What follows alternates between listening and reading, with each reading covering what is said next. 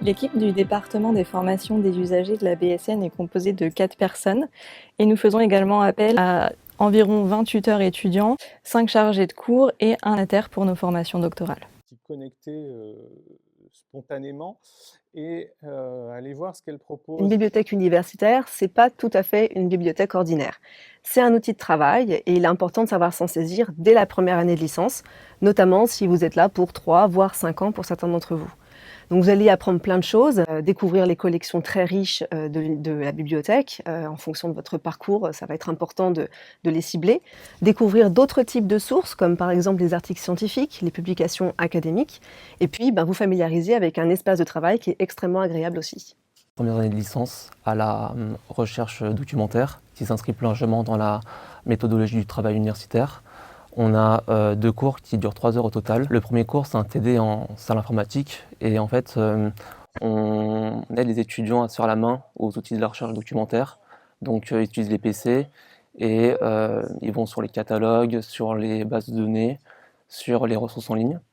Et on a un deuxième cours qui dure 1h30 et qui est en fait une visite, une présentation générale de la bibliothèque. Et là, on leur montre les différents services, donc comment on fait des prêts, les retours, les prolongations, comment fonctionnent les automates, comment on réserve une salle de travail en groupe, comment on utilise la salle de reprographie pour scanner, photocopier, imprimer, comment fonctionne une bibliothèque en général.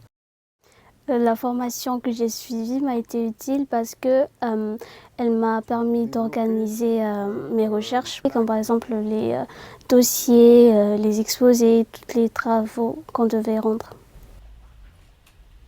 Mon rôle a été de leur présenter la diversité des ressources à leur disposition, c'est-à-dire de leur indiquer les revues universitaires, donc les mémoires, les thèses, tout ce qui peut être utile à leur recherche. Et en fait, l'idée, c'est d'habituer les jeunes masterants à la prise en main des bases de données et des portails scientifiques pour qu'ils puissent justement filtrer leurs informations en fonction de leurs besoins. L'idée, c'est de leur faire gagner du temps, de leur faire gagner aussi de l'énergie et de leur faire gagner en efficacité. Ce que j'ai beaucoup aimé, ça a été vraiment le rapport créé avec les étudiants, c'est-à-dire le fait d'avoir par exemple des retours positifs à la fin des cours, c'est sûr que ça fait toujours plaisir. Et puis aussi le fait de voir qu'on a réussi à insuffler une bonne dynamique dans la salle de cours, de sentir vraiment que les étudiants sont impliqués et qu'ils comprennent l'apport de la formation. Donc les 2 formations que j'ai suivies ont été utiles parce qu'elles m'ont permis de découvrir des outils que j'ai beaucoup utilisés dans mon mémoire, de découvrir les attentes du mémoire et aussi le déroulement d'une soutenance.